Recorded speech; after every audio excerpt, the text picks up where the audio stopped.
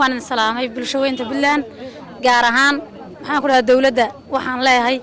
annaga nama qabato meydkanagu inuu yaalo 24 saac isagoo dhagax saaran nama qabato dadku rag uu isdilaa dilkana uu gayaa laakiin anagu taan meydkanaga cadaalad u helayno ina waxaan u baahanahay talaagada loo galiyo si cadaaladana loogu baaro oo xaq ah uma baahnin nolosha aan ku jiro namana qusayso maxaan ku dhahay dad waxaan nahay meesha ka dhashay dad u dhashay baan nahay maxaan ku dhahay ama xaq anaga aan helaynaa ama meesha oraman ka noqonaynaa wax ka dhaxeeya ma walahaba meel walba wala saddex jooga meel walba maxaan ku dhahay nin walba meel buu ku badan nin meel buu ku yaryahay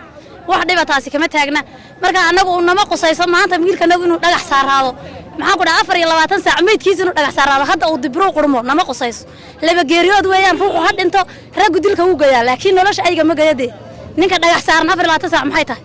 nama qusayso taas waxaan leeyahay dawladda cadaalad aan helno wiilka meydka cadaalad ha noo helo iyo ehelkiisa hadaan nahay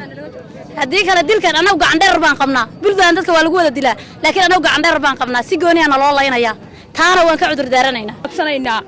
waxaan codsanaynaa dawladda Puntland ragganaga maalin walba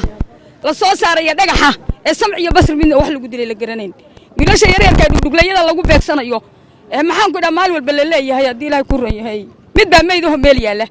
dawladda Puntland hadayna ogeyn ragganaga waa inay wax ka qabataa maalin walba la laynayo luqma dheerta waanu ka dhanqanaynaa waa raggayagii hoos baan uga wada xishoonaynaa daaroos baa dhexdiisa ragganaga lagu laynayaa waxa weeye samc iyo basr lagu laynayaa ma jiraan wiilkii xalay oo u dambeysay la dilay xataa heer waxa la gaaray moobeeladiisa ku shidan lacag lagama shubanin jaabka loo wada galiyay cid kale oo meel nooga soo duushay ma jiraan waa Puntland dawladda Puntland waxaan ka codsanaynaa inay ama qumaanta wadan isaga kana saaraan oo ka ficil qaadano raggooda anaguna kullayna meesha joogaan ama maxay ahayday way la yaqaanana laga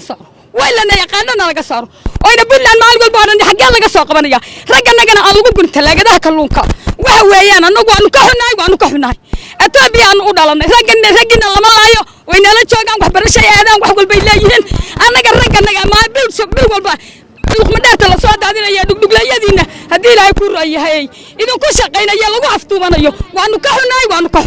ku jaaga habad laga dhufto ku taray lagu bireeyo wiilasha luqma dheerta maal walba Puntland dhexdeeda lagu laynayo ficillaan weeyaan dawladda Puntland waan dhalacaynayna hanoo saaro ragganaga meel hanoo saaro ka dhagax buur baanu geysanaynaa waanu wada joognaa meel walba waa la iska helaya luqma dheertuna meel walba way joogtaa sida ugu dhaqso badan ficilkan aanu ka kacano waa inaan loogu qabto ayna ahayn daarood waa daarood anaga hawiya nama layn isaaqna ma layn waxna laysa waa Puntland ragna waanu haynaa raggan la laynayaan waanu la dhalanay waanu ka xunaa السلام عليكم ورحمة الله وبركاته magacay waa Sacdiya Axmed waa saxalay goor adigu hal saac iyo bar meelaha sabaa wiilka akhbaartiisuna soo gaadhay anagu meesha waxoogaa baan ka sukaynay gaariga ambalaas taqliidaan maqalay adigu aan la soo wacay wiilku waxa la dhigbax buu dhintay meel cilaabay kulay meesha ay tooray waa lagu dhuftay wax ku dhuftay Ilaahay baa ana wada waxaan ognahay waxaan wali ka haynaa ma jirto wiilku laakiin waxa la sheegay inuu dayac dhigbax u dhintay oo dad inta isugu yimaadeen yaa garanaya waa la taabanaya yaan far laga qaadin wax saasa in badan buu dhigbaxaya la yiri oo shahaadanayo alaladayay sidii uu ku dhintay walina hadda wax nooga qabta ma hayno dhacdooyin badan oo saaran oo dhacaana way jiraan aan cidna waxba ka qaban de kulay anagu macnaha aad baan waxaan u dareemaynaa ma garanaysaa qof dhibanaho dadkiisa intuu dhintay aan waxba looga qaban maxay tahay wax qabasho la'aan badan baanu dareemaynaa dayac xagga mas'uuliyadda aan dareemaynaa oo maaragtay aan waxba garabana laga siin in la raadiyo oo waxa nolo soo qabto aad baan dawladda waxaan uga codsanaynaa inay naga gacan qabtaan ila iyaga wax qaban kare anagu shacab baan waxna ma qaban karno waxna ma ana ogeyn wiilkii noo warrami la uu dhintay wax noo warrama ma hayno hebel waxa garan mayno waxaanu aad u jeclaanay aad baan shucuurteedu waxay u dareemaysaa dhibka wiilka isagoo bajaajis ku shaqaysanaya bilaash lagu dilay gacan ka xaq daran waxay ahayd Allah baa garanaya anagu hadda qabiilan ciidan ku sheegaynaa ma jirto laakiin dawladda waxaanu ka codsanaa 100% arinta waan ugu soo noqotay aad bayna waxaan u jinaysaa xaal wallahi billahi tolay inaan seexan wiilka xanuunka dhibka aan dareemayo marka waxaan sameeynaa micnaha dareenka iyaga wiilka dhibka jira meesha deebaan rabnaa in dawladdu wax nooga qabato dawladdu ilaa heer madaxweyne ilaa anagu maga dawladda ma kala aqaan laakiin cabashadayada kollay dhulkaan joogna waa dhul isla dadka iyaga oo daarood baa jooga anagu wadan shay ma joogno saan niyeysanahay haddii wax naloo qaban karo ha naloo qabta haddii kalena meydkayga aanu qaadano geysano meelahaanu ka nimid carraan degan dhagax buur aanu geysano sababta loo dilay iyo cidda inay wax ka dhaxeeyeen ma jirtaa bal maxaa xoogay cid wax ka dhaxeeyaan ma jirto wiilkan wiil in fiican joogay waa markii hore harqaan waa markii dambe bajaajul noqday gacan ka xaq daran baa dishay waxay ahaydna ilaahay baa garanaya dawladdu hadday wax nooga qaban karto ha nooga qabato haddaan wax looga qaban karin arrintaa way nagu soo noqotay wayna xanuujisaa marka saa weyn isbitaalka joognaa maamulka isbitaalka aan u tagnay way noo sheegeen in horay go'aano looga soo saaray in meedka la geliyo maadaama kaliya in la gelin karo qof si caadi ah u dhintay taasna ay dhibaato ku keentay horay ugu keentay marka arrintaas maxay saameyn inta nagu yeelatay saameyn weyn bay nagu yeelatay oo intii aanu baaran lahayn wax naloo baadhi lahaa talaagadaanu gelinayna xitaa ma haysano oo talaaga la'aan baan haddaanu talaagad haysan lahayn waxba noo hayo waxbaanu sugi lahayn talaagad la'aantu wayna dhibaysaa laakiin dawladda arrintaa dawladdu waxaa nagala qabato haddii la qaban karto haddayna qaban karina waxa weeye waka xaalku halkaa wey bismillaah horta ilaahay mahad iskale niyo arrintan arrin soo noqotay weeyaan arrin aad soo noqotay weeyaan dhalinyartu dadkuna lagama qaban marba haddii dhalinta deegaanka ka soo jeeda saasaa loo laayaa mar kasta marka niyo waxaan loo sheegay inaan dee maaragtay aan dadkan cadow haddaan ku nahay waan iskaga tegaynaa waddankan ku noqonaynaa marka arrintaas afar laatan gudaha nalooga soo jawaabo dawlad kama jirta majan haddii dawlad ka jirto waxaan mar wax laga qaban lahaa marka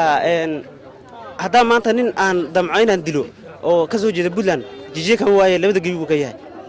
marka niyahoon arrintaas nalooga soo jawaabo dawladdan waxaan ka codsanaynaa arrintaa ka soo jeedo meeshan dawlad kama jirto cadaalad ma ka jirto waa ninkii lixaad maanta garow lagu dilo maanta marka niyahoon arrintaas nalooga soo jawaabo haddaan dhalinyarta ka soo jeeda deegaankana salaam dhamaantiin niman horta dilalku waa soo noqdaan habaha soo noqdaane de kulli dadku raguna waa islaayaa waana isqabtaan laakiin mid waxa ku jirta macni qofka deegaanka haduu uu ka yimaado ama lahjadiisa laga dhadhamiyo siba aan dadka kale loo qiimeeynin baa loo qiimeeyaa walow kaana wax kale ba iska daa hadeer qofka markii uu dhinto kow dawladdu waa u timaadaa isagoo meedayso dhaawacaba haday u timaado حتى هذي حتى قاب وتجو ودولديها ومعنيه CID ده وتجو أما وسرع تجو هذا راني كهر كان كوا حكوا ري سرع بان عندي ورقات شرّي نبى التوري اللي قلت في CID ده أنا اللي يقول فيري نيجي سليك CID شو باي فيري حنا لقينا دمي معني لا تشد الندى نمك وايو أوجدين فير كني كلا كوا المركان كقبتي أنا يقول في ما لما نهلين ساعة أنت نور يحب أنا أركض عقناي أنا بوشنينا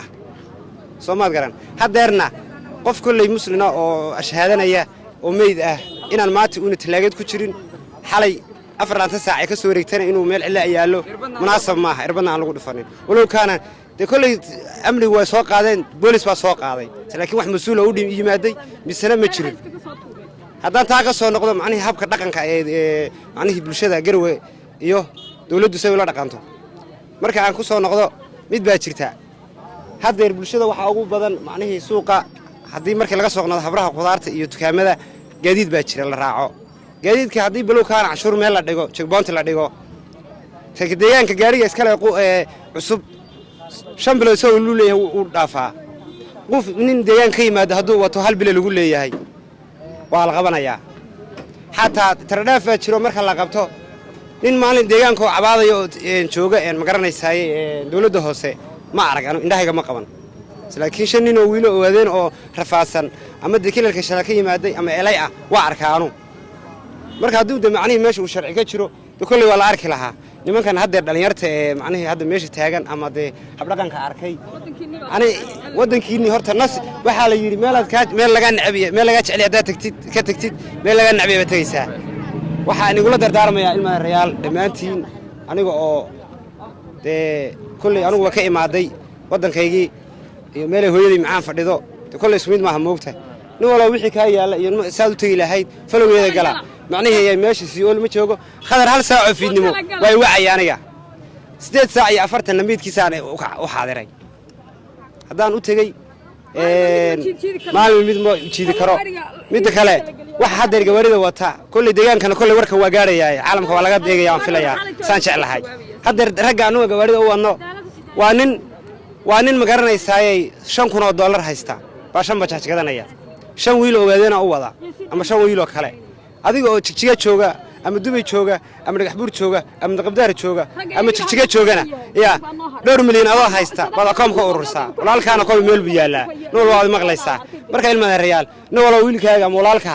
si aad macnaheedu u garab qaban lahayd ya hadduu hawooday ku dadaal innagana haddii alla ka dhigoy waa nala darmaan dhalinyaro dhammaantiin nool waddanahaaga gaarka ha raac